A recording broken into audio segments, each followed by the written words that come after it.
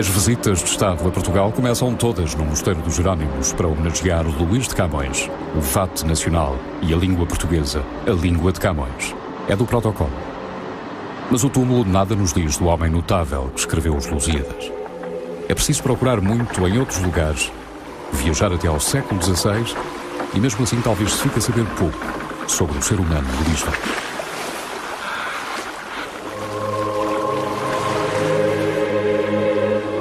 Quando Luís nasceu, o tráfego marítimo estava nas mãos dos portugueses. Henrique, o navegador, ajudara a criar as bases de um império que todos os anos lançava homens e navios à procura de outros mundos. A aventura começou no Magreb, torneou a África, descobriu o caminho marítimo para a Índia e atingiu o Brasil. Uma parte importante do mundo conhecia os navios do rei de Portugal. Luís de Camões foi o cantor dessa aventura marítima, mas ficou enleado naquilo que escreveu. Do homem que foi, quase nada se sabe. É pouca a documentação a esclarecer esta biografia obscura. Tudo aponta para que tenha nascido em Lisboa, numa rua como esta da velha cidade já desaparecida. Se nasceu em Lisboa, como parece ser certo, em criança terá conhecido muitos dos recantos destes bairros que têm vasos de flores e roupa a secar à janela. Terá sido na moraria? Talvez sim, pois detecta-se a presença da mãe do poeta, Ana de Sá, a viver no antigo bairro Moro de Lisboa. A biografia de Ana também é pouco esclarecedora. Certos autores antigos consideram-na nascida em Santarém, ligada à família nobre dos Macedos. O pai, Simão Vaz de Camões, a quem se atribui uma ligação familiar ao navegador Vasco da Gama, terá morrido ao serviço do rei no Oriente. Mas em que dia, de que ano nasceu Luís? Dá-se como muito provável que tenha sido em 1534 ou 35. O dia em que nasci, mora e pereça. Não o queira jamais o tempo dar, não torne mais ao mundo, e se tornar eclipse, nesse passo o sol padeça. Ó gente temerosa, não te espantes, que este dia deitou ao mundo a vida mais desgraçada que jamais se viu.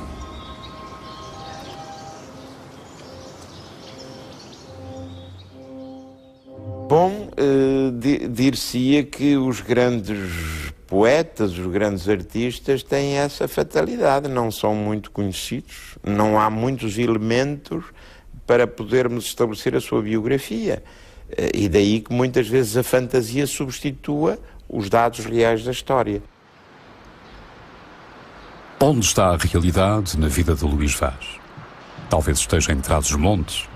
Embora o sobrenome Camões fosse frequente, o investigador recentemente falecido descobriu os avós do poeta na região de Chaves. Os Camões tinham origem galega. Vieram para Portugal, não se sabe precisamente quando nem porquê. Talvez numa crise de disputas fronteiriças tão vulgares na época. A verdade é que existe uma família Camões flaviense, detetável desde o século XV, pelo menos, ligada a Luís Vaz. Chaves tem origem romana. Chamava-se Aquae Flavia no tempo em que as legiões se fixaram no local e edificaram a primeira muralha da cidade. Reinava em Roma o imperador Vespasiano, mas há vestígios de povoamentos pré-históricos que são anteriores aos romanos. Os Camões andavam ligados a Vilar de Nantes, na altura uma aldeia dos arredores de Chaves. Esta capela, marcada pelo culto do Espírito Santo, é atualmente o edifício mais notável da aldeia. No entanto, não é o mais famoso. Mesmo em frente da capela, uma casa em completa ruína chama as atenções. É conhecida como a Casa de Camões, pois, segundo a tradição, terá pertencido à família do avô do poeta. Há mesmo quem garanta que o próprio Luís a conheceu ou que até terá nascido aqui. Muito improvável. Não há sequer a certeza que fosse esta a casa da família Camões. Por todo o país poderemos encontrar muitas outras casas de Camões e lugares que se reivindicam de terem servido de pousada, mesmo que temporária, ao poeta. Vão as serenas águas do Mondego descendo mansamente, que até o mar não param, por onde minhas mágoas, pouco a pouco crescendo para nunca acabar, se começaram. Nas margens do Mondego pairam lembranças de Camões na juventude. Mais uma vez, não se tem certezas sobre o que aconteceu na realidade. A relação de Camões com Coimbra é lógica e plausível. Plausível porque a universidade era, na época, o lugar de formação da intelectualidade nacional. Lógica porque se sabe que um tio paterno de Luís, Dom Bento Camões, era clérigo no Colégio de Santa Cruz e chanceler da universidade. Teria sido ele o responsável pela educação do sobrinho? Teria sido Dom Bento a desbravar-lhe o caminho das letras latinas e gregas e a aconselhá-lo na leitura dos grandes clássicos? Talvez Luís tenha ouvido o toque da cabra a chamar para as aulas. Talvez se tenha misturado no meio dos estudantes de capa negra a discutir as teorias aprendidas com os mestres mais sapientes da altura. Camões fez estudos regulares, muito provavelmente. Não se conhecem quaisquer registros de frequência de escolas. Há a vaga ideia de que ele estudou aqui em Coimbra, mas não se conhecem quaisquer registros. Agora, não se sofre dúvida de que era um homem de uma cultura grande, de leituras vastas, embora, naturalmente, que a profundidade da sua preparação cultural não fosse a mesma em todos os aspectos. Mas era um homem que, na parte literária, conheceu os clássicos gregos e latinos, conheceu os italianos, conheceu os espanhóis. Se Luís de Camões não foi um dos regulares dos estudos gerais em Coimbra, a obra que deixou mostra uma erudição que faz supor uma preparação invulgar. Quem lhe mostrou as obras só encontráveis nas casas mais ricas da Europa erudita de então? Em que biblioteca amiga se acolheu para armazenar o saber que exibiu depois, na sua própria escrita? Os livros dessa época também eram transportáveis facilmente, em alguns casos. Vou dar exemplo de um livro que eu penso que pode ter sido levado por Camões para ainda, não este exemplar, evidentemente, mas um livro muito semelhante. Este livro, como se vê, cabe na palma da mão, é uma edição do Cancioneiro de Petrarca, de 1537. Terá lido Petrarca em Coimbra? A velha Coimbra continua a manter segredos sobre a estada do jovem Camões. Talvez algures num edifício antigo ainda esteja escondida a informação definitiva que permita seguir Luís na viagem a Coimbra. Até lá, tudo permanecerá na obscuridade. As noites transformam-se em dias. A primavera faz-se anunciar nas prímulas, as primeiras a nascer com o bom tempo. As dúvidas nem por isso se esclarecem. Constância, no Ribatejo, orgulha-se de estar no caminho de Camões. No entanto, outras terras da Beira-Tejo se reclamam da mesma honra. Constância, ou Punhete, de seu nome medieval, viveu sempre em função de um rio, aliás dos rios, o Tejo e o Zézere, e dos barcos negros que faziam a travessia das duas águas e levavam a Lisboa as cargas que apanhavam nos entrepostos ribeirinhos.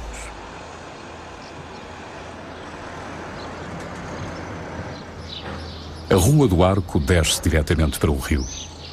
As casas pequenas e de traça medieval não diferem muito daquelas que existiriam no tempo de Camões.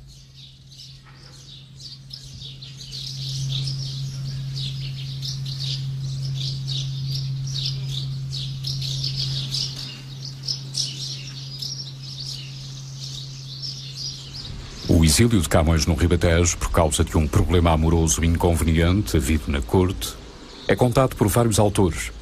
Não há referências exatas sobre o local, nem o tempo que possa ter durado esse afastamento de Lisboa. Quer tenha estado aqui ou não, Constância integrou Camões na sua história. A tradição antiga que situa o exílio do poeta em Constância nasceu não se sabe quando, mas está alicerçada no facto de aqui ter em casa muitos fidalgos do círculo de amigos de Camões. A Casa dos Arcos hoje é reconhecível devido a uma intervenção arquitetónica recente. Está associada à presença de Camões na vila. O edifício original datava do século XV. Os defensores do exílio em Constância têm relacionado várias documentação a favor da sua tese. Do ponto de vista histórico, ainda não apareceu a prova definitiva, mas ninguém consegue justificar também o porquê de uma tradição tão arraigada.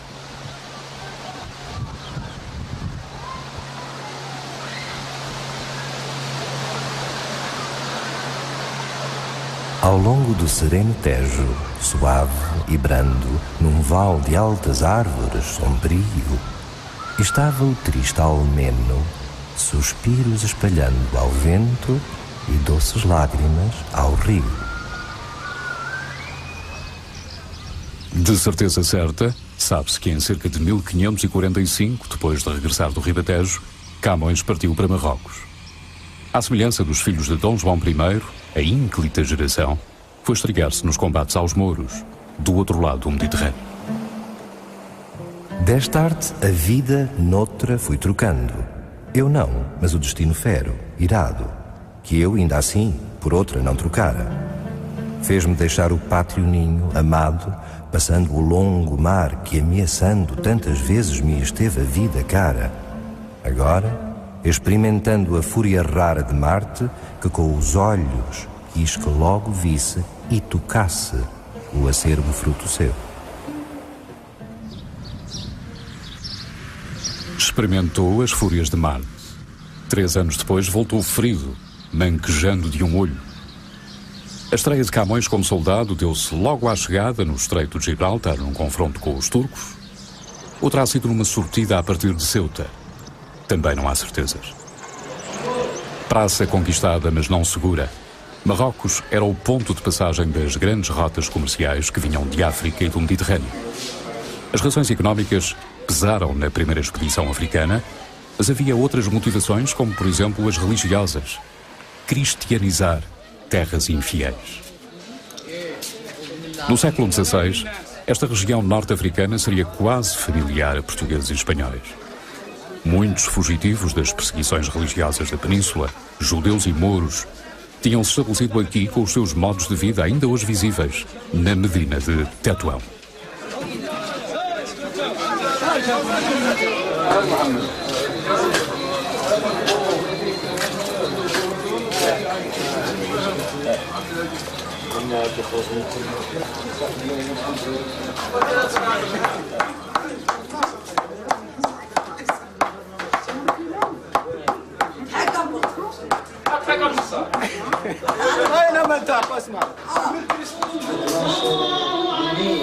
No tempo de Camões, o português e o castelhano não seriam línguas desconhecidas, e o cereal marroquino talvez fizesse algum do pão comido no outro lado do Estreito de Gibraltar.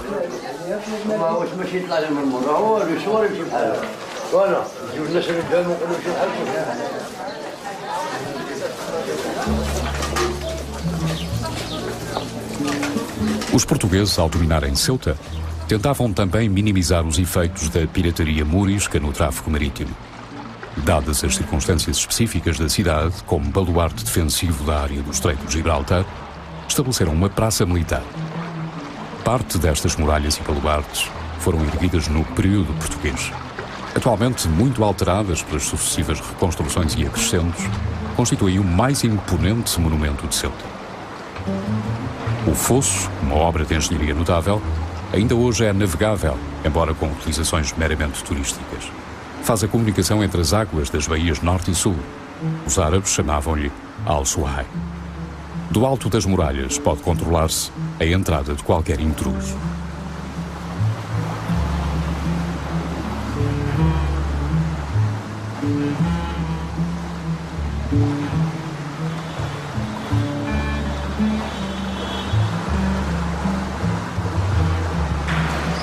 A saída dos portugueses de Ceuta foi uma consequência da União Ibérica, que juntou as duas coroas da península. A razão da união das duas coroas também esteve aqui em solo norte-africano, na Batalha de Alcácer Quibir. Completamente remodelada nas últimas décadas, a cidade ainda mantém algumas memórias portuguesas. A primeira igreja, a primeira missa em solo africano, a presença de Luís de Camões. A Rua de Camões é a principal artéria de Ceuta. É também a mais importante rua de comércio, a mais agitada, pisada todos os dias por centenas de pessoas que, na melhor das hipóteses, conhecem Camões como um poeta português ou espanhol. Poucos saberão que a bandeira que representa a região é semelhante à bandeira das Quinas, portuguesa. Uma das poucas cartas atribuídas a Luís de Camões veio de Ceuta. Lastima-se a um amigo, por a mudança de lugar não alterar a dor e o sentimento. E de saber as coisas a passar por elas, há mais diferença que de consolar a ser consolado. Mas assim entrou o mundo e assim há de sair, muitos a repreendê-lo e poucos a emendá-lo. Em 1548, Ceuta ficava para trás.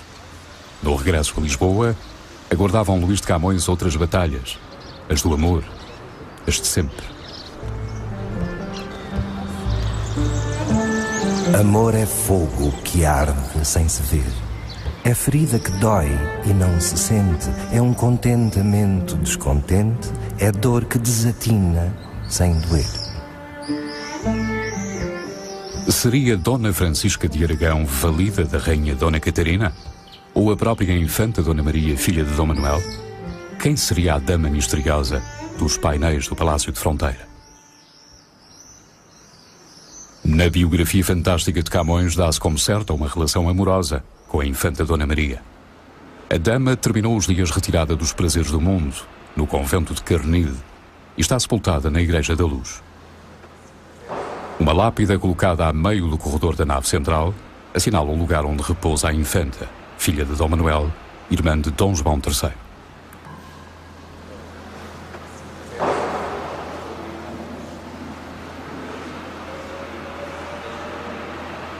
Outra das damas de alta estirpe apontada como amada do poeta foi Dona Francisca de Aragão, valida da Rainha Dona Catarina. Deveria estar sepultada aqui na igreja de São Roque, sob os olhares de São Francisco de Borja, parente de seu marido. Francisca morreu em Espanha e lá ficou. À vista da igreja de São Roque, ergue-se, no meio de uma praça que leva o seu nome, a estátua de Luís de Camões. Inaugurada no século XIX, mostra um Camões altivo, um soldado vencedor coroado do loureiro dos heróis. Não um visionário eternamente enamorado e eternamente perdedor. Tenho a impressão que ele tinha uma ideia do amor completamente idealizada, uma ideia de amor que é influenciada particularmente pela cortesania, pelas cortes de amor, pela poesia provençal, e que lhe criava em relação ao amor um ideal de tal maneira superior que as mulheres não conseguem chegar lá. De modo que esse terá sido talvez uma das explicações. A crer nas interpretações de alguns biógrafos, Luís de Camões vivia entre a dor dos amores impossíveis, as aventuras rocambolescas, as conversas bem pensantes e os desabafos da pena no papel. Seria esta talvez a vida possível de um moço fidalgo letrado, talentoso, mas arrastando-se numa eterna penúria. Em Lisboa demorava-se pelo convento de São Domingos, onde tinha alguns confidentes dominicanos, mas o largo de São Domingos haveria de trazer-lhe dissabores.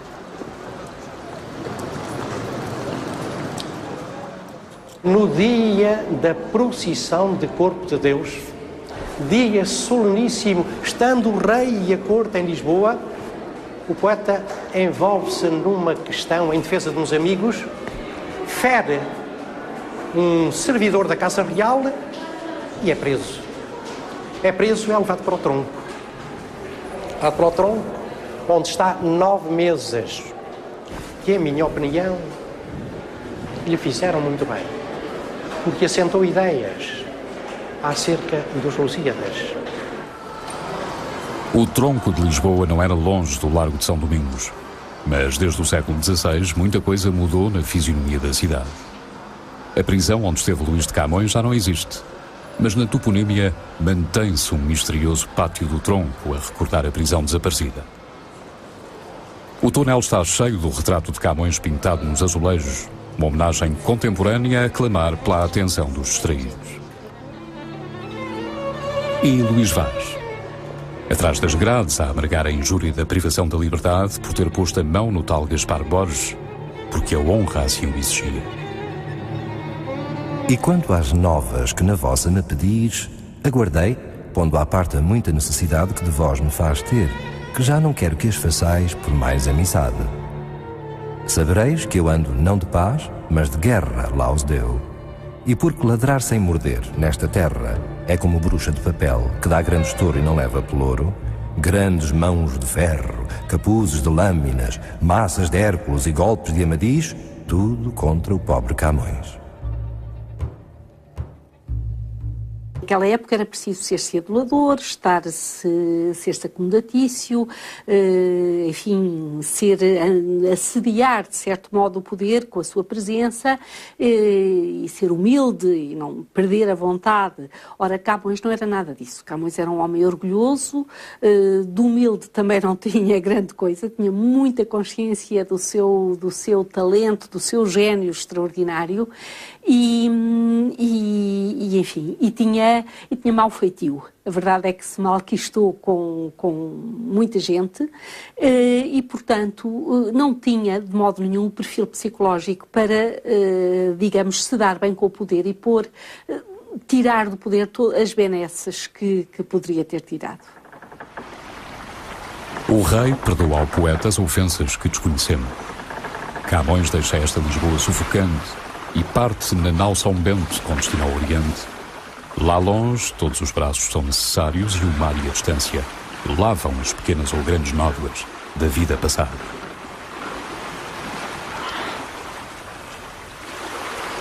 A viagem demorou meio ano. Era assim naquele tempo. E embora nada conste sobre como terá decorrido, parece que a chegada à Índia não foi isenta de contratempos. Era o normal. Com a entrada na Barra de Goa, começava uma outra etapa da vida de Luís de Camões. Durou cerca de 15 anos. O século XVI viu crescer a imigração para a Índia. Funcionários régios, artífices de muitas artes, gente à procura da fortuna. Camões era mais um que vinha servir ao rei, a Índia.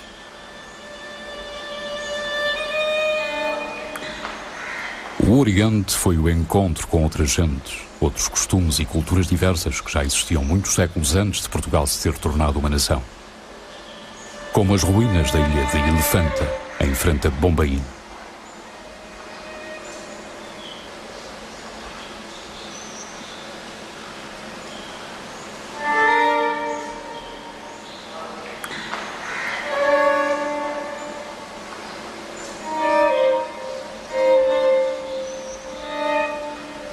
E Luís Vaz enfrentaria os templos escavados na lava vulcânica por homens de outras fés com o fascínio dos deslumbrados?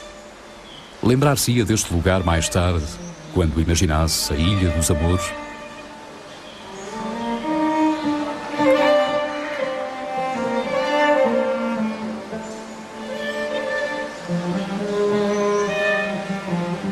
Uns anos antes da chegada de Camões, os portugueses tinham conquistado Bombaim e a ilha de Elefanta ao sultão de Gujarat, instalando-se no local. O nome de Elefanta foi dado pelos portugueses. Atualmente o santuário é um destino turístico onde vagueiam vendedores de souvenir, turistas e bichos.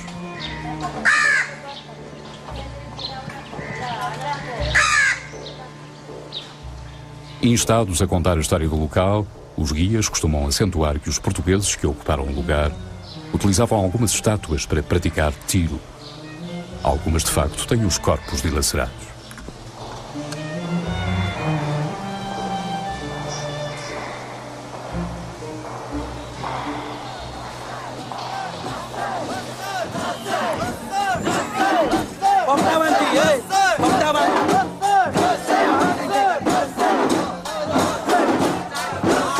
As festas de Holi arrastam a Índia na celebração da chegada da primavera.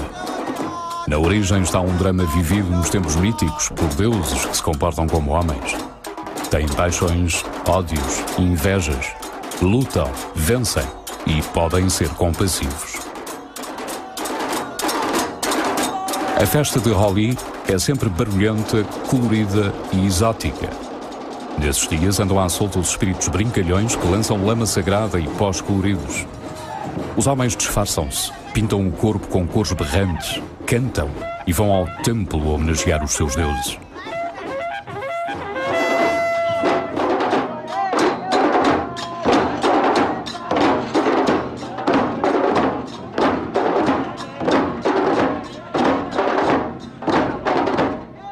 A empresa dos descobrimentos e toda a parte que ele teve como errante em consequência dessa nossa presença no Oriente, lhe dá uma forma de viver o seu tempo que talvez nenhum dos outros tenha tido, e por isso ele tem uma individualidade tão grande, mesmo no contexto da literatura europeia da época.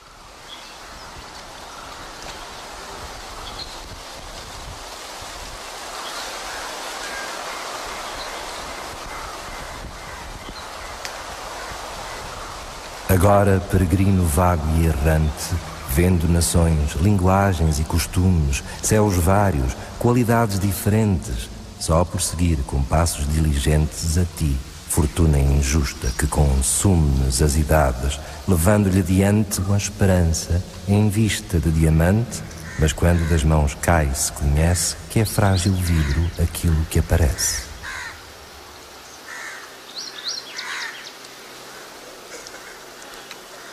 Em Goa, Camões foi acolhido à beira do rio Mandouvi, na casa de Garcia da Horta, o boticário, autor de Colóquio dos Simples e das Drogas da Índia.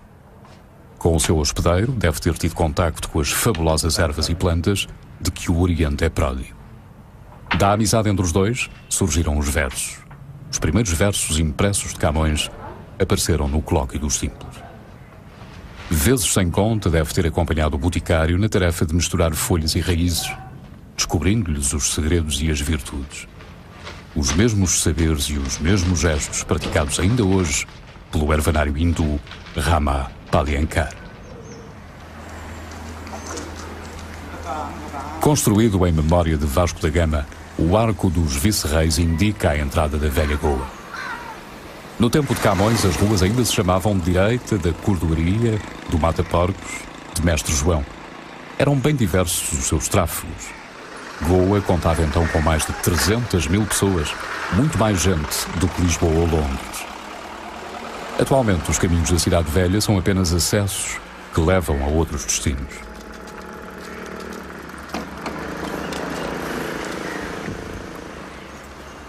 Com o tempo, as casas fugiram do rio e dos lugares pantanosos e insalubres. Procuraram lugares mais altos, com melhores ares. Mas até essas casas já estão envelhecidas, e os goeses de hoje procuram bairros afastados das glórias da história antiga.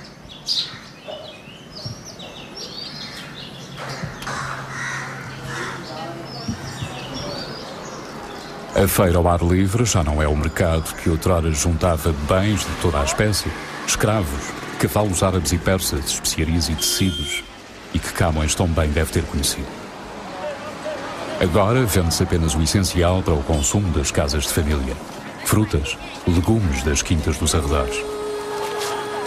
No século XVI, Goa era a capital do Império Português no Oriente.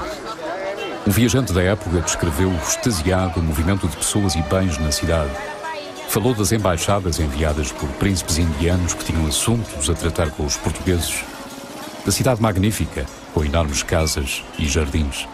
Por ano, mais de 2.000 navios circulavam no porto de Panjim. Goa era a Goa dourada.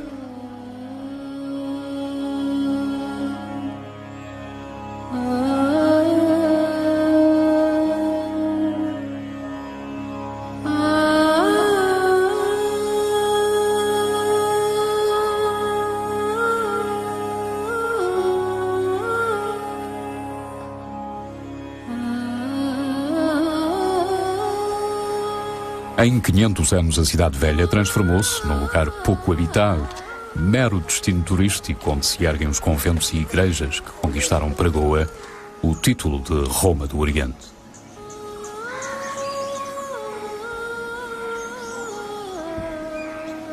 Ruínas e lápidas quebradas, cheias dos nomes das famílias reinais, gente que veio do reino, são as testemunhas desse passado de opulência cristã que se viveu aqui. Em meados do século XX, uma estátua triunfante de Luís de Camões dominava o centro desta praça. Hoje está recolhida no Museu Arqueológico de Velha Goa, misturada com outras relíquias da história. De Goa para Lisboa. Desiludido, o poeta confessa as suas mágoas a um amigo. Afinal, apesar da opulência, os fados não se compadeciam.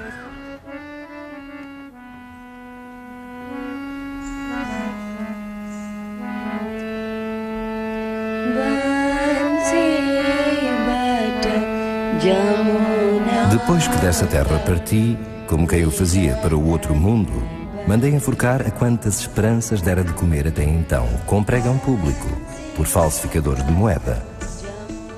Enfim, senhor, eu não sei com que me pago saber tão bem fugir a quantos laços nessa terra me armavam os acontecimentos, senão como vir para esta, onde vivo mais venerado que os touros da Merciana e mais quieto que a cela de um frade pregador. Da terra vos sei dizer que é mãe de vilões ruins e madrasta de homens honrados.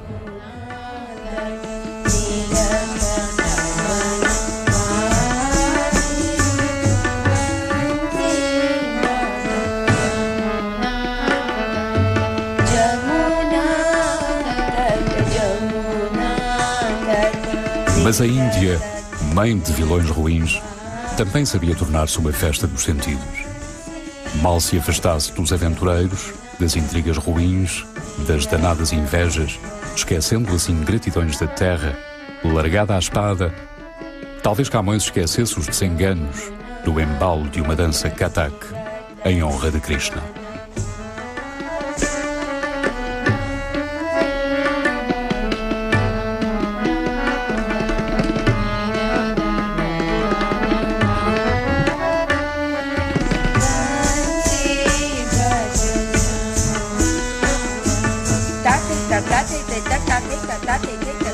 O Oriente, que podia ser um festim de iguarias raras, tornou-se para Camões uma mesa de pratos apenas cheios de versos. Pelejou duro, foi preso e não encheu os bolsos de ouro como tantos outros. A esta distância, poderia considerar-se um grande fracasso. A má fortuna parecia persegui-lo. O naufrágio na costa chinesa foi um desses desconcertos da sorte de que ele próprio fala em Os Lusíadas. Terá acontecido? Mas em que parte da China? As opiniões dividem-se sobre o assunto. Há quem advogue que foi em Macau, lugar onde o poeta teria vivido algum tempo. Mas não há documentos sobre isso.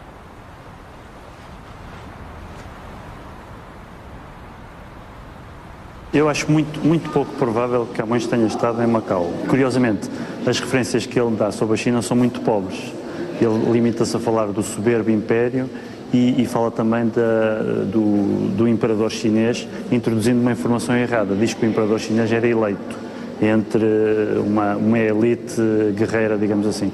Essa informação, quando comparada com as notícias que nós temos da época, é perfeitamente falsa e é muito provável que o Camões a tivesse lido em algum dos livros portugueses disponíveis então, e nomeadamente numa história do descobrimento da Índia, escrita pelo Fernão Lopes de Castanheira.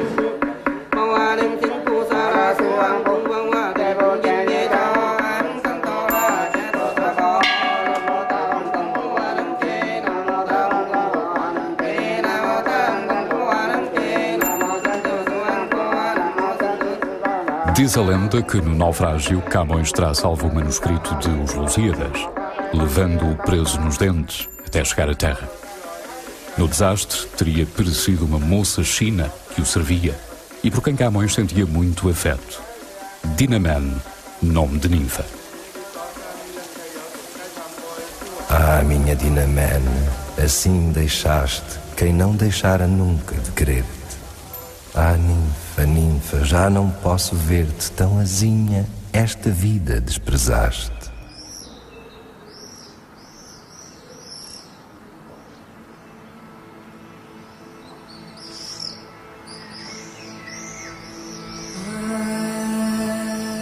Desgostoso, Camões ter-se-á refugiado nesta gruta, tendo como companhia o manuscrito Salvo das Águas. A tradição chama-lhe a Gruta de Camões, mas põe sem dúvida até mesmo a presença de Camões em Macau. É uma construção tipicamente romântica, porque, repare, associa o poeta, que é o poeta da nacionalidade, portanto, àquele lugar do Extremo Oriente onde os portugueses quiseram a determinada altura comprovar que tinham direitos históricos sobre ele. Portanto, é uma associação extremamente interessante do ponto de vista ideológico, mas não quer dizer que tenha fundamento histórico. No final da década de 60 do século XVI, o mar e o infortúnio levaram Luís Vaz ao outro lado do Índico, à costa oriental africana. Os portugueses dominavam uma faixa que ia de Moçambique até Zanzibar. tentavam policiar os mares da região de modo a inviabilizar as rotas de comércio muçulmanas que prejudicavam os negócios da Índia. Novamente peregrino e errante, Camões desembarca em África. Outro mundo, muito diferente da Índia, onde serviram o rei e as musas. Talvez Camões já tivesse perdido as esperanças de ser bem-sucedido no ultramar.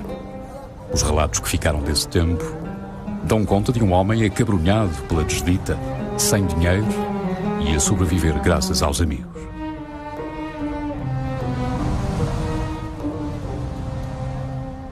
Foi em 1569 em Moçambique, quando o Diogo do Couto o encontra em Moçambique, numa situação muito miserável, e ele estava a acabar os Lusíadas e estava, nessa altura, a tentar reunir uma outra obra que nós pensamos que seria a lírica, a que ele chamava o Parnaso, ou que ele chamava, ou que pelo menos o Diogo do Couto chama o Parnaso de Luís de Camões, obra essa que lhe foi roubada. E isto é realmente alguma coisa de extremamente intrigante e que contribui para a lenda, enfim, das coisas extraordinárias que rodam em volta da biografia de Camões.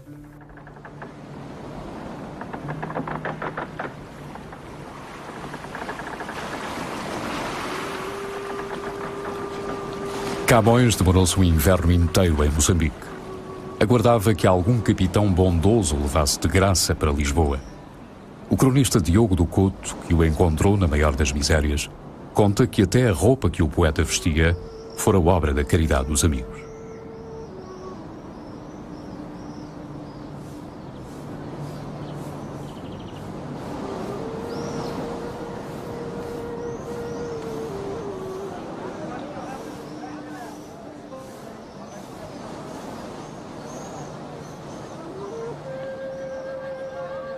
Foge-me pouco a pouco a curta vida, e por caso é verdade que ainda vivo. Vai-se-me o breve tempo dante os olhos, choro pelo passado, e enquanto falo, se me passam os dias, passo a passo, vai-se-me enfim a idade e fica a pena.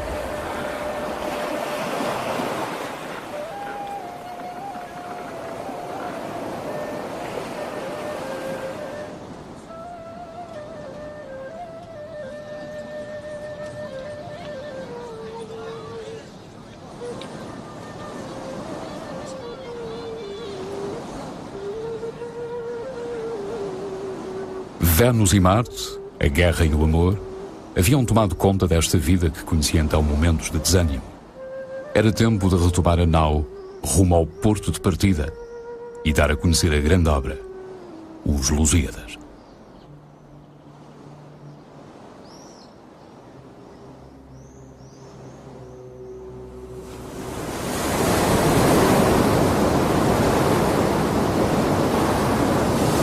Dai-mo a fúria, grande e sonorosa, e não de agresta vena ou flauta ruda, mas de tuba, canora e belicosa, que o peito acende e a cor ao gesto muda. Dai-me igual canto aos feitos da famosa gente vossa, que a Marte tanto ajuda, que se espalhe e se cante no universo, se tão sublime preço cabe em verso.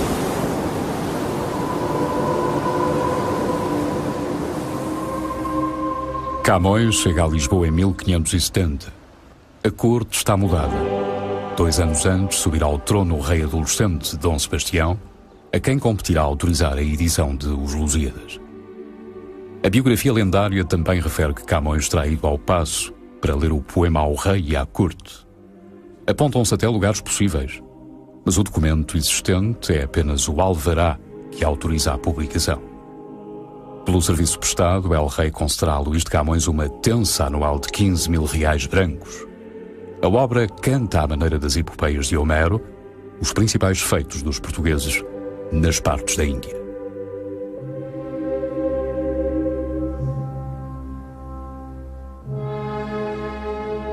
Ó glória de mandar, ó vã cobiça desta vaidade a quem chamamos fama, ó fraudulento gosto que se atiça com a aura popular que honra se chama. Que castigo tamanho e que justiça fazes no peito vão que muito te ama. Que mortes, que perigos, que tormentas, que crueldades nele experimentas.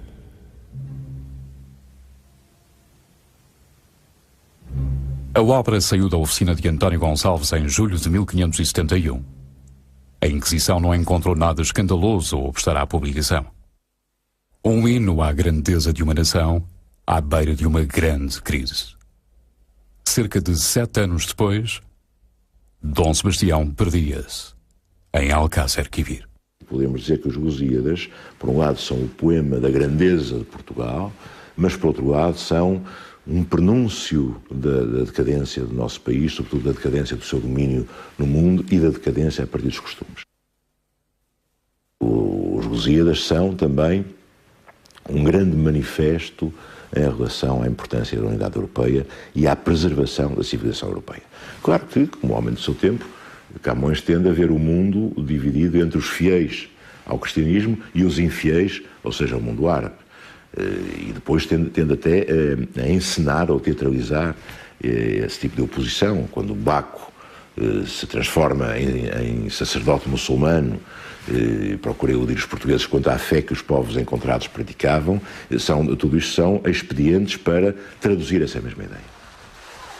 Os muçulmanos eram os rivais dos portugueses nas partidas da Índia.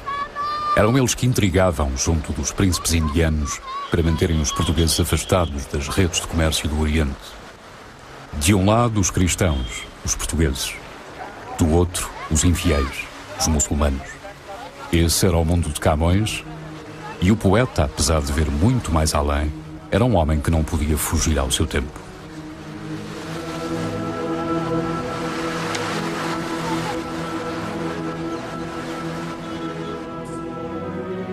Os Lusíadas cantam a aventura de um povo, os lusitanos, os descendentes de Luso, personificados por Vasco da Gama. Fora ele o homem a abrir os mares e a chegar à Índia por um caminho até então desconhecido. Gama simboliza o espírito indomável que não teme forças mais poderosas que o tentam fazer desistir. Os deuses estão contra os portugueses e vão interpondo os colhos no seu caminho. Mas ao ver que os ânimos não esmorecem, outros deuses tomam o partido dos navegadores.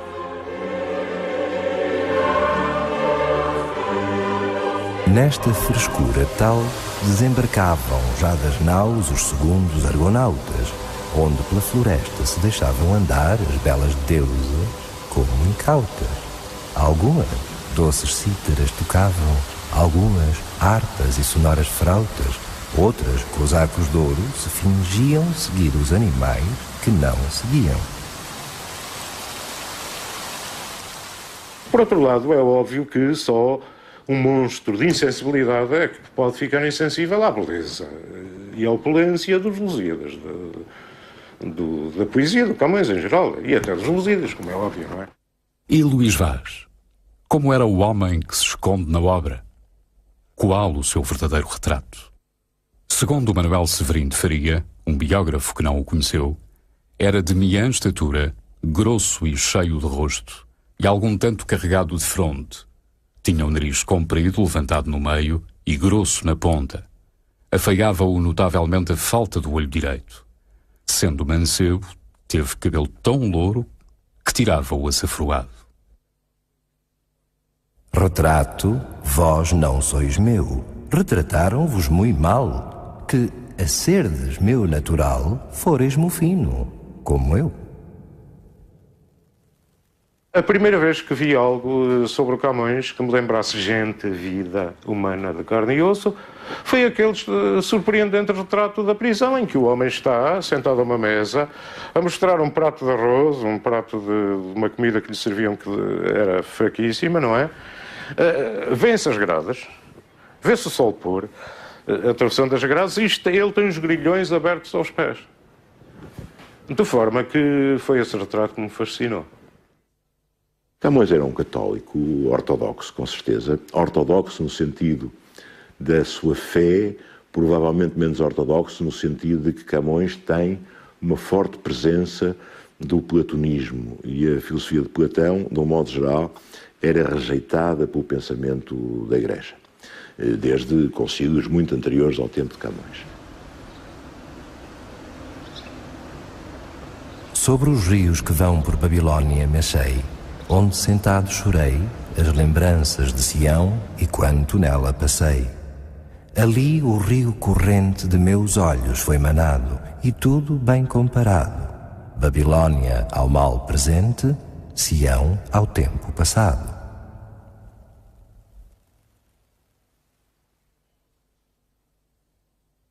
Ele é uma das personagens dos Lusíadas.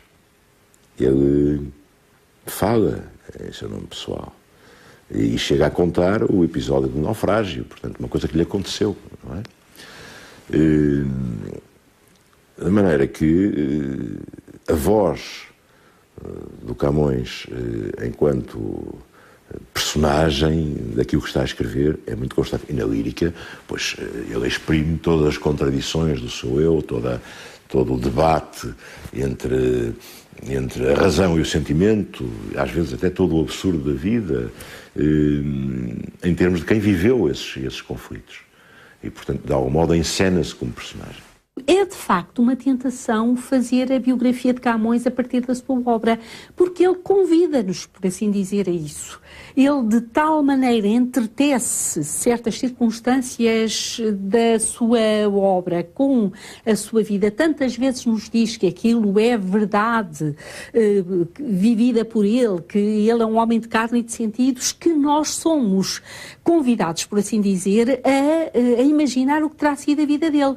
Eu penso que nós estamos, e eu digo nós porque eu própria gostaria de o fazer, julgamos que, descortinando uma determinada biografia de Camões, através da obra e através, enfim, de toda a documentação que temos, não é muita, mas sempre é alguma, que seríamos capazes de encontrar essa figura extraordinária que é o poeta.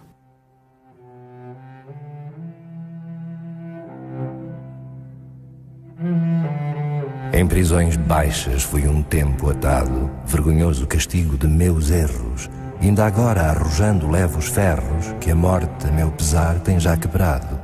Sacrifiquei a vida a meu cuidado, que amor não quer cordeiros nem bezerros. Vi mágoas, vi misérias, vi desterros. Parece-me que estava assim ordenado. Camões morreu. A data e o lugar da morte também não estão definitivamente estabelecidos. Tudo leva a crer que fosse no ano de 1580. Talvez este lugar da calçada de Santana tenha assistido aos seus derradeiros momentos. Na pobreza, sobrevivendo das esmolas que o fiel escravo Jau ia pedindo na rua pela calada da noite. A tradição condena-o a este fim triste e solitário. A tradição também diz que foi enterrado na ermida de Santana, já desaparecida, onde hoje se ergue o Instituto Câmara Pestana. Recebeu um funeral de indigente, ou seja, a vala comum. Uma placa assinala o local e refere-se que mais tarde foram levantados os ossos para seguirem para uma sepultura mais digna. Nos Jerónimos, encontra-se apenas um túmulo vazio. A morte ocorre num momento dramático da história portuguesa. O rei também morrera sem deixar herdeiros, e o país fica à mercê de uma crise de sucessão. Portugal estava em estado de choque com o que tinha acontecido 2 anos antes em Alcácer Quibir. O rei tinha morrido, alguns pensavam que não, mas enfim, tinha acontecido um desastre tremendo, toda a nobreza tinha ficado, toda a juventude da fidalguia tinha sido morta, eram raros os que tinham regressado, e Portugal ia perder a independência, previa-se, e foi o que aconteceu. E portanto, que Camões tenha morrido nessa circunstância, quando Portugal vai perder a independência, torna-se realmente um símbolo poderosíssimo. E, portanto, creio que aí começa a surgir a ideia de que Camões é um símbolo da grandeza de Portugal, grandeza essa que se vai apagar, que se apaga com Camões. Mas eu compreendo muito bem que um povo o assuma como um mito. É isso que realmente, aquilo que fala a imaginação, aquilo que faz mover montanhas, é como dizia Fernando Pessoa, o mito é o nada que é tudo. E Camões é um desses mitos. Todo o tempo é feito de mudanças, disse Camões. Outros ventos sopravam na história. O ideal da Índia começava a declinar. O Oriente passava de lugar de riquezas incontáveis a sorvedor de homens. As lápidas dão conta dos que tombaram, sem voltar a ver o Tejo.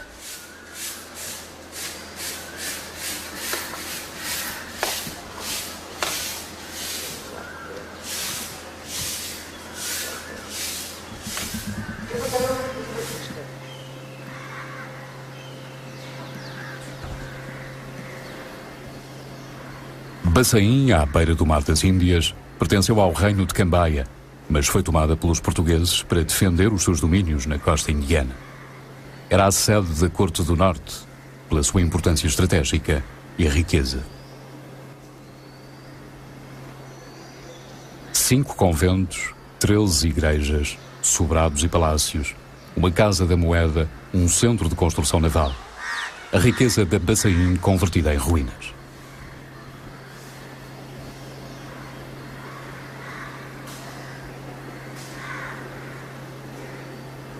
A cidade muralhada foi vencida definitivamente no século XVIII pelos Marathas, depois de um cerco em que morreu quase toda a guarnição, perto de 800 homens. Os atacantes, uma coligação de senhores contrários aos portugueses, perderam 5.000 homens, mas saíram vencedores.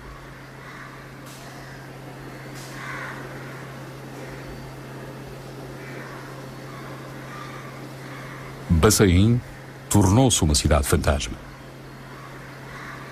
As igrejas, os conventos, deixaram de fazer sentido e os convertidos de São Francisco Xavier regressaram às suas antigas crenças, bem longe das construções portuguesas. Tudo aconteceu muitos anos depois da morte de Camões, em Lisboa.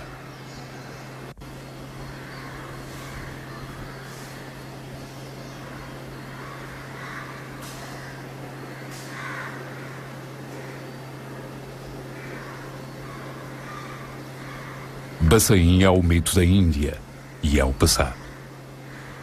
E hoje em dia, o português ainda será a língua de Camões? O dia em que nasci, Moura e Justiça. É ferida que dói, que não se sente. É um contente mais em não deixar andar. É dor que joga no azar. Dá igual canto aos feitos da famosa gente vossa que marca tanto ajuda, que se espalha e se canta no universo, se tão sublime preço cabe em verso.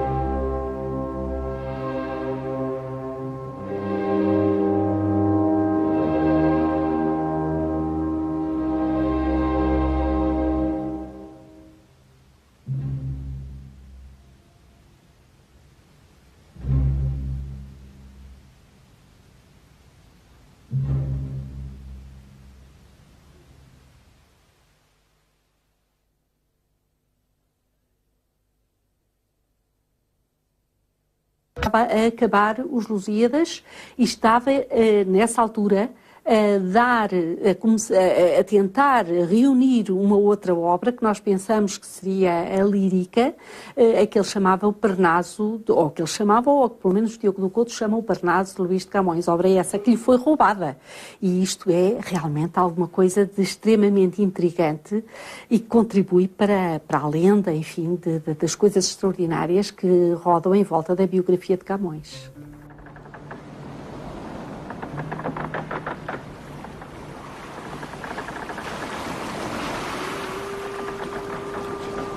Camões demorou-se um inverno inteiro em Moçambique.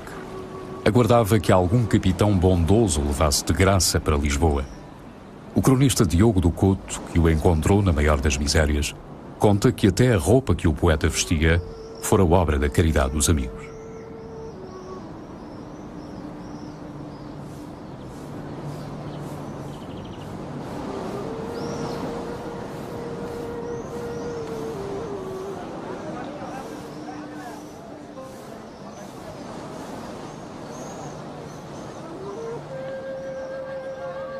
Foge-me pouco a pouco a curta vida, E por caso é verdade que ainda vivo. Vai-se-me o breve tempo dante os olhos, choro pelo passado, e enquanto falo, se me passam os dias, passo a passo, vai-se-me enfim a idade e fica a pena.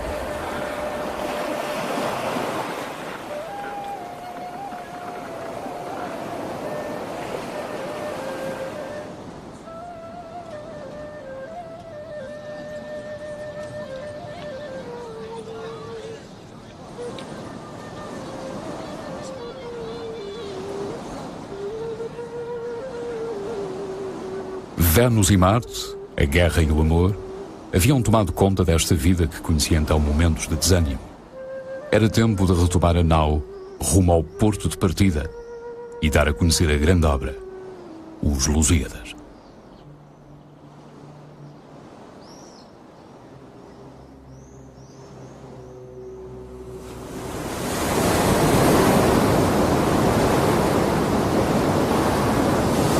Dai-mo a fúria, grande e sonorosa, e não de agresta vena ou flauta ruda, mas de tumba, canora e belicosa, que o peito acende e a cor ao gesto muda. Dai-me igual canto aos feitos da famosa gente vossa, que a Marte tanto ajuda, que se espalhe e se cante no universo, se tão sublime preço cabe em verso.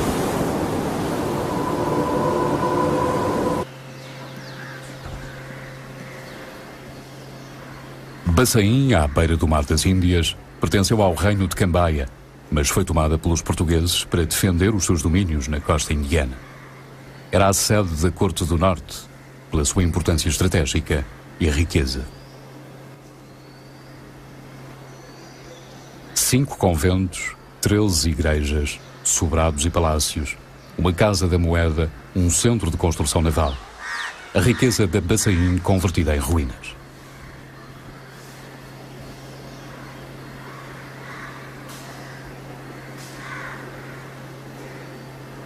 A cidade muralhada foi vencida definitivamente no século XVIII pelos Marathas, depois de um cerco em que morreu quase toda a guarnição, perto de 800 homens. Os atacantes, uma coligação de senhores contrários aos portugueses, perderam 5.000 homens, mas saíram vencedores.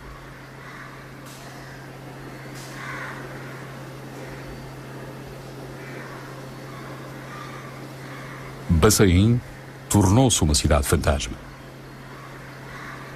As igrejas, os conventos, deixaram de fazer sentido e os convertidos de São Francisco Xavier regressaram às suas antigas crenças, bem longe das construções portuguesas. Tudo aconteceu muitos anos depois da morte de Camões, em Lisboa.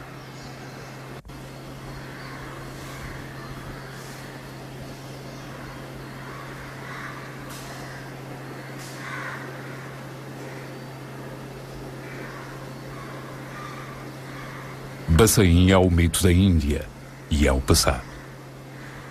E hoje em dia, o português ainda será a língua de Camões? O dia em que nasci, Moura e Brito, é ferida que dói, que não se sente, é um contente mais em não deixar andar, é dor que joga a mensagem.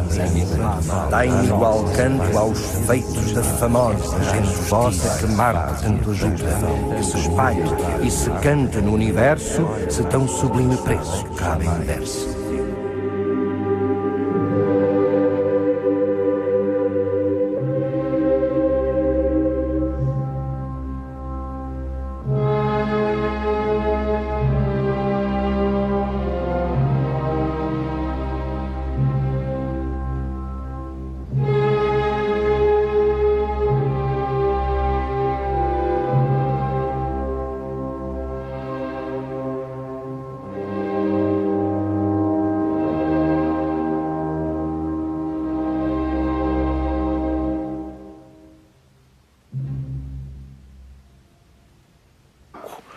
Se transforma em sacerdote muçulmano, procura iludir os portugueses quanto à fé que os povos encontrados praticavam. Tudo isto são expedientes para traduzir essa mesma ideia. Os muçulmanos eram os rivais dos portugueses nas partidas da Índia.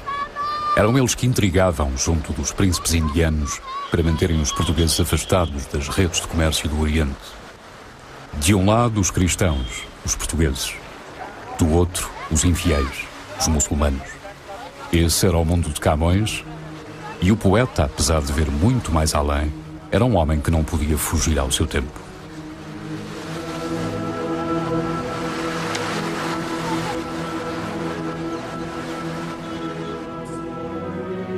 Os Lusíadas cantam a aventura de um povo, os lusitanos, os descendentes de Luso, personificados por Vasco da Gama.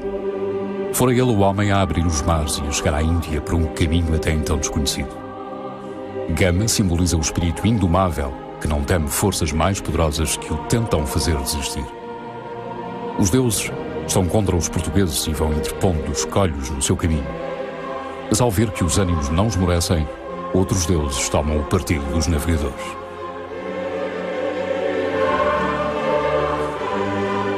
Nesta frescura tal, desembarcavam já das naus os segundos argonautas, onde pela floresta se deixavam andar as belas deusas como incautas. Algumas doces cítaras tocavam, algumas harpas e sonoras frautas, outras, com os arcos de ouro, se fingiam seguir os animais que não seguiam. Por outro lado, é óbvio que só um monstro de insensibilidade é que pode ficar insensível à beleza e à opulência dos Lusíadas, da poesia do Camões em geral, e até dos Lusíadas, como é óbvio, não é? E Luís Vaz? Como era o homem que se esconde na obra? Qual o seu verdadeiro retrato? Segundo Manuel Severino de Faria, um biógrafo que não o conheceu, era de meia estatura, grosso e cheio de rosto, e algum tanto carregado de fronte. Tinha o nariz comprido, levantado no meio, e grosso na ponta. Afeiava-o notavelmente a falta do olho direito. Sendo mancebo, teve cabelo tão louro que tirava-o açafroado. Retrato, vós não sois meu. Retrataram-vos muito mal, que, a serdes meu natural, foreis-mo fino, como eu. A primeira vez que vi algo sobre o Camões que me lembrasse gente, vida humana de carne e osso, foi aquele surpreendente retrato da prisão em que o homem está sentado a uma... Talvez esteja em Trás-os-Montes. Embora o sobrenome Camões fosse frequente, o investigador recentemente falecido descobriu os avós do poeta na região de Chaves. Os Camões tinham origem galega. Vieram para Portugal, não se sabe precisamente quando nem porquê. Talvez numa crise de disputas fronteiriças tão vulgares na época. A verdade é que existe uma família Camões flaviense, detetável desde o século XV, pelo menos, ligada a Luís Vaz. Chaves tem origem romana.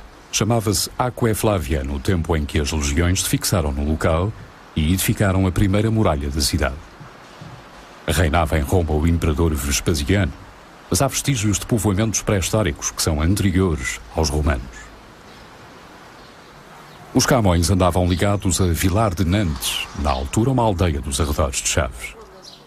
Esta capela, marcada pelo culto do Espírito Santo, é atualmente o edifício mais notável da aldeia.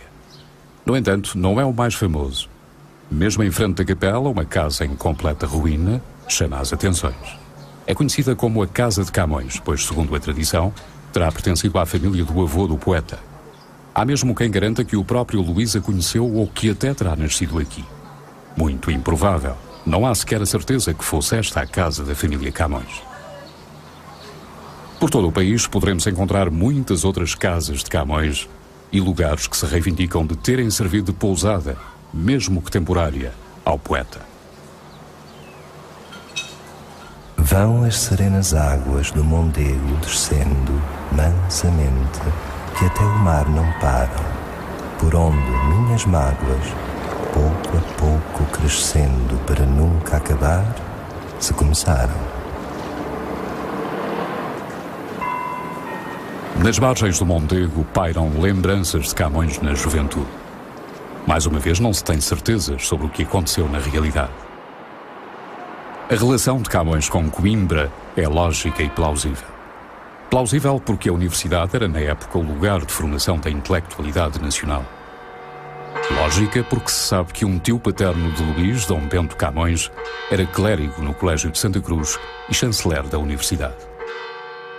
Teria sido ele o responsável pela educação do sobrinho? Teria sido Dom Bento a desbravar-lhe o caminho das letras latinas e gregas e a aconselhá-lo na leitura dos grandes clássicos? Talvez Luís tenha ouvido o toque da cabra a chamar para as aulas. Talvez se tenha misturado no meio dos estudantes de capa negra a discutir as teorias aprendidas com os mestres mais sapientes da altura. Camões fez estudos regulares, muito provavelmente. Não se conhecem quaisquer registros de frequência de escolas. Por outro lado, é óbvio que só um monstro de insensibilidade é que pode ficar insensível à beleza e à opulência dos Lusíadas, da poesia do Camões em geral, e até dos Lusíadas, como é óbvio, não é? E Luís Vaz? Como era o homem que se esconde na obra? Qual o seu verdadeiro retrato? Segundo Manuel Severino de Faria, um biógrafo que não o conheceu, era de meia estatura, grosso e cheio de rosto, e algum tanto carregado de fronte. Tinha o nariz comprido, levantado no meio, e grosso na ponta. Afeiava-o notavelmente a falta do olho direito. Sendo mancebo, teve cabelo tão louro que tirava-o açafroado. Retrato, vós não sois meu. Retrataram-vos muito mal, que, a serdes meu natural, foreis-mo fino, como eu. A primeira vez que vi algo sobre o Camões que me lembrasse gente, vida humana de carne e osso, foi aquele surpreendente retrato da prisão em que o homem está sentado a uma mesa a mostrar um prato de arroz, um prato de uma comida que lhe serviam que era fraquíssima, não é? Vêem-se as grades, vê-se o sol pôr, atravessando as grades, e ele tem os grilhões abertos aos pés. De forma que foi esse retrato que me fascinou. Camões era um católico ortodoxo, com certeza. Ortodoxo no sentido da sua fé, provavelmente menos ortodoxo no sentido de que Camões tem uma forte presença do platonismo. E a filosofia de Platão, de um modo geral, era rejeitada pelo pensamento da Igreja, desde concílios muito anteriores ao tempo de Camões. Sobre os rios que vão por Babilónia me achei, onde sentado chorei as lembranças de Sião e quanto nela passei. Ali o rio corrente de meus olhos foi manado, e tudo bem comparado. Babilónia ao mal presente, Sião ao tempo passado.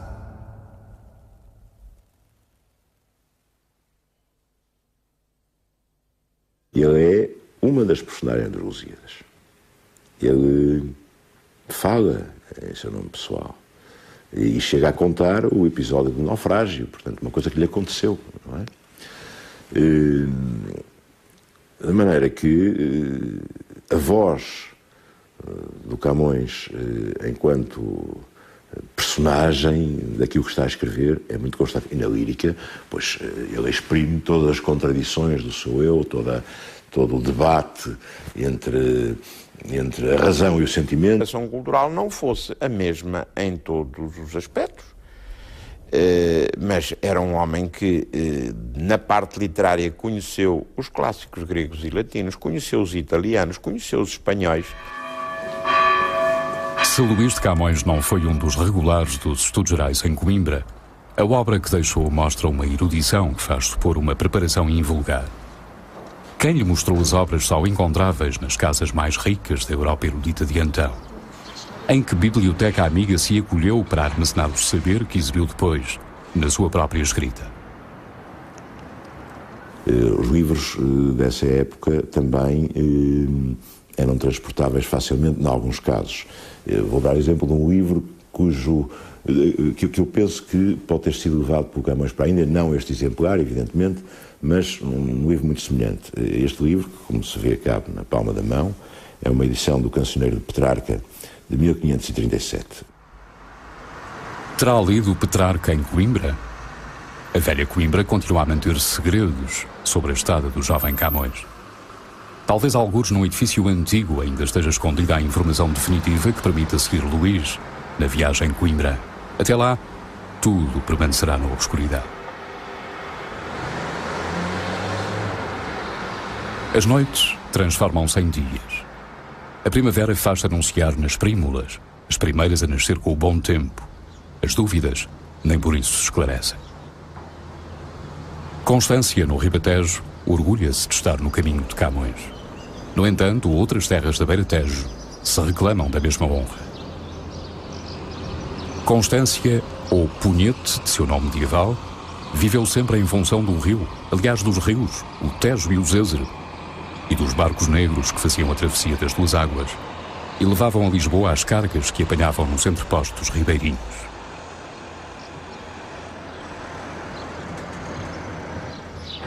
A Rua do Arco desce diretamente para o rio. As casas pequenas e de traça medieval não diferem muito daquelas que existiriam no tempo de Camões.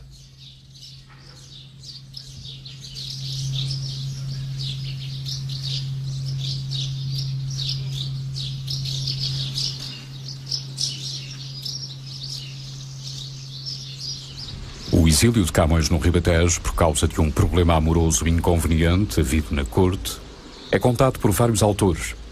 Não há referências exatas sobre o local nem o tempo que possa ter durado esse afastamento de Lisboa. Quer tenha estado aqui ou não, Constância integrou Camões na sua história. A tradição antiga que situa o exílio do poeta em Constância nasceu não se sabe quando, mas está alicerçada no facto de Camões dar-se como certa uma relação amorosa com a infanta Dona Maria. A dama terminou os dias retirada dos prazeres do mundo, no convento de Carnide, e está sepultada na Igreja da Luz. Uma lápide colocada a meio do corredor da nave central assinala o lugar onde repousa a infanta, filha de Dom Manuel, irmã de Dom João III.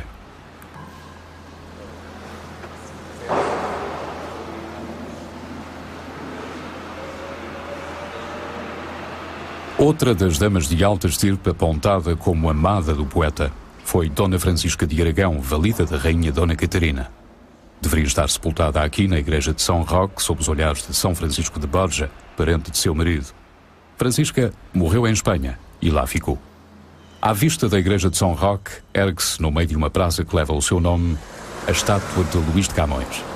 Inaugurada no século XIX, mostra um Camões altivo, um soldado vencedor coroado do Loureiro dos Heróis. Não um visionário eternamente enamorado e eternamente perdedor. Tenho a impressão que ele tinha uma ideia do amor completamente idealizada, uma ideia de amor que é influenciada particularmente pela cortesania, pelas cortes de amor, pela poesia provençal, e que lhe criava em relação ao amor um ideal de tal maneira superior que as mulheres não conseguem chegar lá. De modo que esse terá sido talvez uma das explicações. A crer nas interpretações de alguns biógrafos, Luís de Camões vivia entre a dor dos amores impossíveis, as aventuras rocambolescas, as conversas bem pensantes e os desabafos da pena no papel. Seria esta talvez a vida possível de um moço fidalgo letrado, talentoso, mas arrastando-se numa eterna penúria. Em Lisboa demorava-se pelo convento de São Domingos, onde tinha alguns confidentes dominicanos, mas o largo de São Domingos haveria de trazer-lhe dissabores.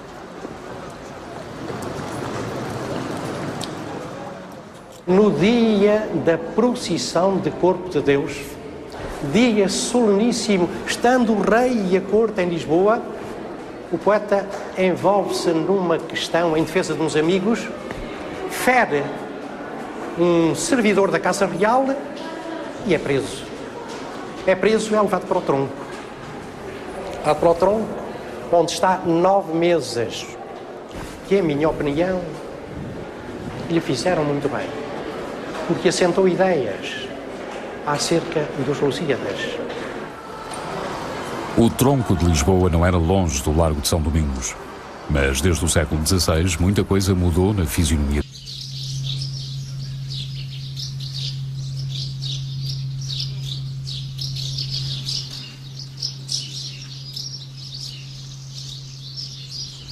O exílio de Camões no Ribatejo, por causa de um problema amoroso inconveniente havido na corte, é contado por vários autores. Não há referências exatas sobre o local, nem o tempo que possa ter durado esse afastamento de Lisboa. Quer tenha estado aqui ou não, Constância integrou Camões na sua história. A tradição antiga que situou o exílio do poeta em Constância nasceu não se sabe quando, mas está alicerçada no facto de aqui ter em casa muitos fidalgos do círculo de amigos de Camões. A Casa dos Arcos hoje é reconhecível devido a uma intervenção arquitetónica recente. Está associada à presença de Camões na vila. O edifício original datava do século XV. Os defensores do exílio em Constância têm relacionado várias documentação a favor da sua tese. Do ponto de vista histórico, ainda não apareceu a prova definitiva, mas ninguém consegue justificar também o porquê de uma tradição tão arraigada.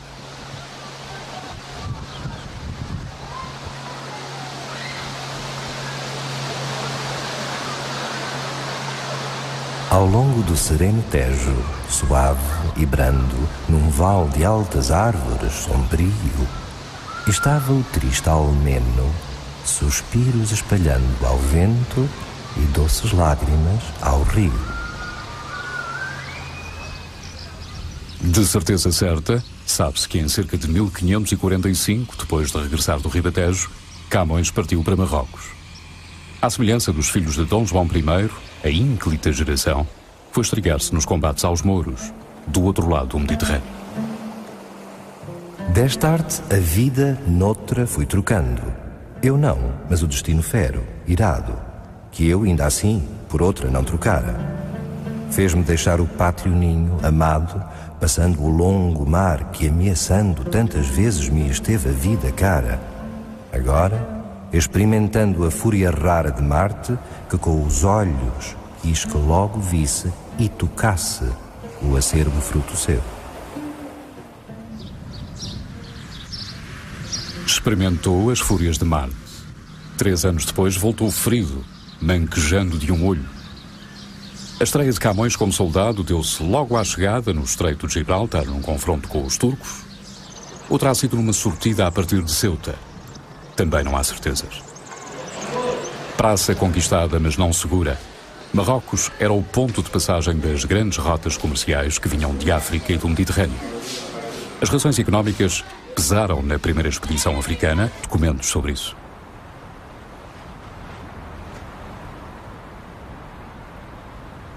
Eu acho muito pouco provável que Camões tenha estado em Macau. Curiosamente, as referências que ele dá sobre a China são muito pobres. Ele limita-se a falar do soberbo império e fala também do imperador chinês, introduzindo uma informação errada. Diz que o imperador chinês era eleito entre uma elite guerreira, digamos assim. Essa informação, quando comparada com as notícias que nós temos da época, é perfeitamente falsa e é muito provável que o Camões a tivesse lido em algum dos livros portugueses disponíveis então, e nomeadamente numa história do descobrimento da Índia, escrita pelo Fernão Lopes de Castanheira.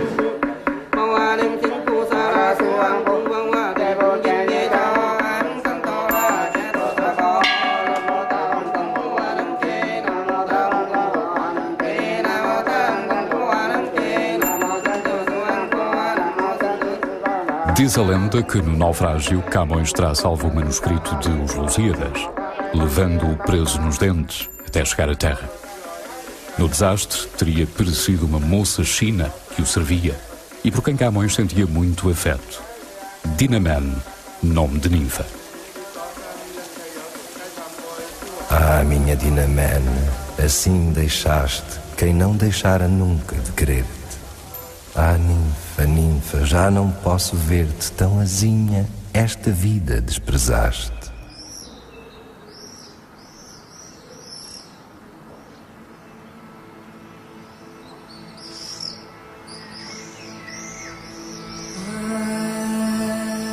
Desgostoso, Camões ter-se-á refugiado nesta gruta, tendo como companhia o manuscrito Salvo das Águas. A tradição chama-lhe a Gruta de Camões, mas põe sem dúvida até mesmo a presença de Camões em Macau. É uma construção tipicamente romântica, porque, repare, associa o poeta, que é o poeta da nacionalidade, portanto, àquele lugar do Extremo Oriente onde os portugueses quiseram a determinada altura comprovar que tinham direitos históricos sobre ele. Portanto, é uma associação extremamente interessante do ponto de vista ideológico, mas não quer dizer que tenha fundamento histórico. No final da década de 60 do século XVI, o mar e o infortúnio levaram Luís Vaz ao outro lado do Índico, à costa oriental africana. Os portugueses dominavam uma faixa que ia de Moçambique até Zanzibar. Tentavam policiar os mares da região, de modo a inviabilizar as rotas de comércio muçulmanas que prejudicavam os negócios da Índia. Novamente peregrino e errante, Camões desembarca em África. Outro mundo, muito diferente da Índia, onde serviram o rei e as musas. Talvez Camões já tivesse perdido o país, poderemos encontrar muitas outras casas de Camões e lugares que se reivindicam de terem servido de pousada, mesmo que temporária, ao poeta. Vão as serenas águas do Mondego descendo mansamente, que até o mar não param, por onde minhas mágoas, pouco a pouco crescendo para nunca acabar, se começaram. Nas margens do Mondego pairam lembranças de Camões na juventude. Mais uma vez, não se tem certezas sobre o que aconteceu na realidade. A relação de Camões com Coimbra é lógica e plausível. Plausível porque a universidade era, na época, o lugar de formação da intelectualidade nacional. Lógica porque se sabe que um tio paterno de Luís, Dom Bento Camões, era clérigo no Colégio de Santa Cruz e chanceler da universidade. Teria sido ele o responsável pela educação do sobrinho? Teria sido Dom Bento a desbravar-lhe o caminho das letras latinas e gregas e a aconselhá-lo na leitura dos grandes clássicos? Talvez Luís tenha ouvido o toque da cabra a chamar para as aulas. Talvez se tenha misturado no meio dos estudantes de capa negra a discutir as teorias aprendidas com os mestres mais sapientes da altura. Camões fez estudos regulares, muito provavelmente. Não se conhecem quaisquer registros de frequência de escolas. Há a vaga ideia de que ele estudou aqui em Coimbra, mas não se conhecem quaisquer registros. Agora, não se sofre dúvida de que era um homem de uma cultura grande, de leituras vastas, embora, naturalmente, que a profundidade da sua preparação cultural não fosse a mesma em todos os aspectos. Mas era um homem que, na parte literária, conheceu os clássicos gregos e latinos, conheceu os italianos, conheceu os espanhóis. Se Luís de Camões não foi um dos regulares dos estudos gerais em Coimbra, a obra que deixou mostra uma erudição que faz supor uma preparação invulgar. Quem lhe mostrou as obras só encontráveis nas casas mais ricas da Europa erudita de então? Em que biblioteca amiga se acolheu para armazenar o saber que exibiu depois, na sua própria escrita? Os livros dessa época também eram transportáveis facilmente, em alguns casos. Vou dar exemplo de um livro que eu penso que pode ter sido levado por Camões para a Índia, não este exemplar, evidentemente, mas um livro muito semelhante. Este livro, que, como se vê, cabe na palma da mão, é uma edição do Cancioneiro de Petrarca, de 1537. Terá lido Petrarca em Coimbra? A velha Coimbra continua a manter segredo a entrada de qualquer intruso.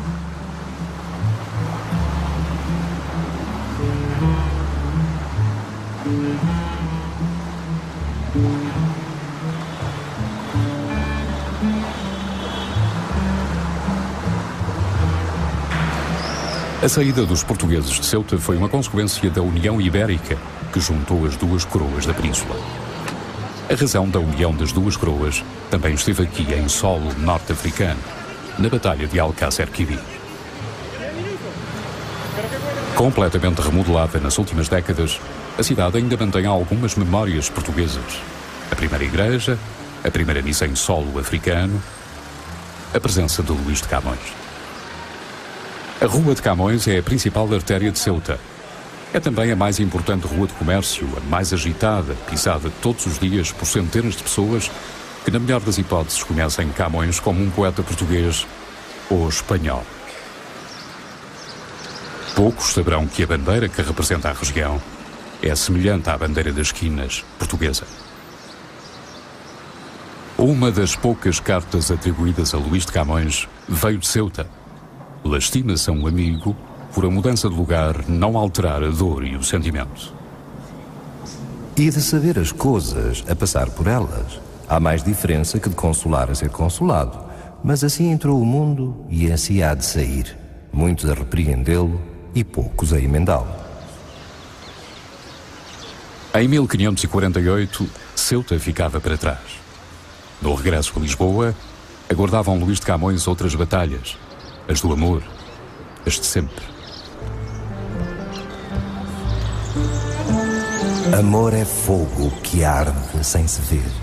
É ferida que dói e não se sente. É um contentamento descontente. É dor que desatina sem doer. Seria Dona Francisca de Aragão valida da Rainha Dona Catarina? Ou a própria infanta Dona Maria, filha de Dom Manuel? Quem seria a dama misteriosa dos painéis do Palácio de Fronteira? Na biografia fantástica de Camões dá-se como certa uma relação amorosa com a infanta Dona Maria. A dama terminou os dias retirada dos prazeres do mundo, no convento de Carnide, e está sepultada na Igreja da Luz. Uma lápide colocada a meio do corredor da nave central assinala o lugar onde repousa a infanta, filha de Dom Manuel, irmã de Dom João III.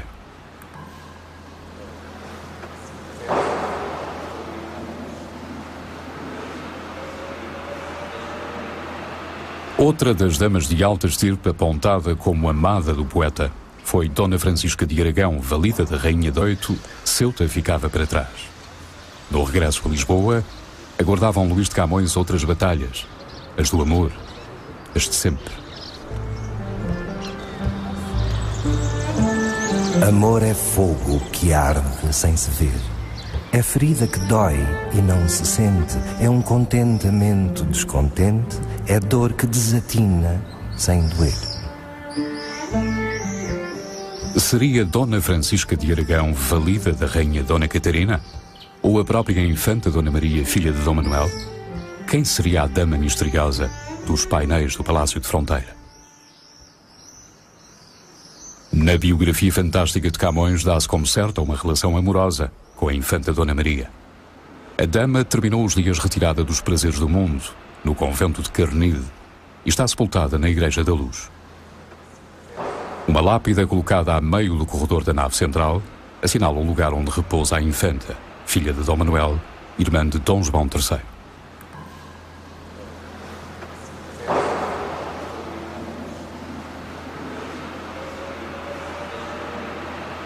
Outra das damas de alta estirpe apontada como amada do poeta foi Dona Francisca de Aragão, valida da Rainha Dona Catarina. Deveria estar sepultada aqui na Igreja de São Roque, sob os olhares de São Francisco de Borja, parente de seu marido. Francisca morreu em Espanha e lá ficou. À vista da Igreja de São Roque, ergue-se, no meio de uma praça que leva o seu nome, a estátua de Luís de Camões. Inaugurada no século XIX, mostra um Camões altivo, um soldado vencedor coroado do loureiro dos heróis. Não um visionário eternamente enamorado e eternamente perdedor. Tenho a impressão que ele tinha uma ideia do amor completamente idealizada, uma ideia de amor que é influenciada particularmente pela cortesania, pelas cortes de amor, pela poesia provençal, e que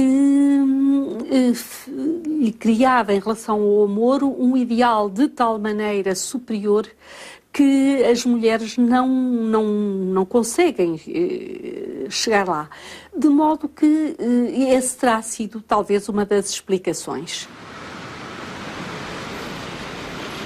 A crer nas interpretações de alguns biógrafos, Luís de Camões vivia entre a dor dos amores impossíveis, as aventuras rocambolescas, as conversas bem pensantes e os desabafos da pena no papel. Seria esta talvez a vida possível de um moço fidalgo letrado, talentoso, mas arrastando-se numa eterna penúria. Em Lisboa demorava-se pelo convento de São Domingos, onde tinha alguns confidentes dominicanos, mas o largo de São Domingos haveria de trazer-lhe dissabores.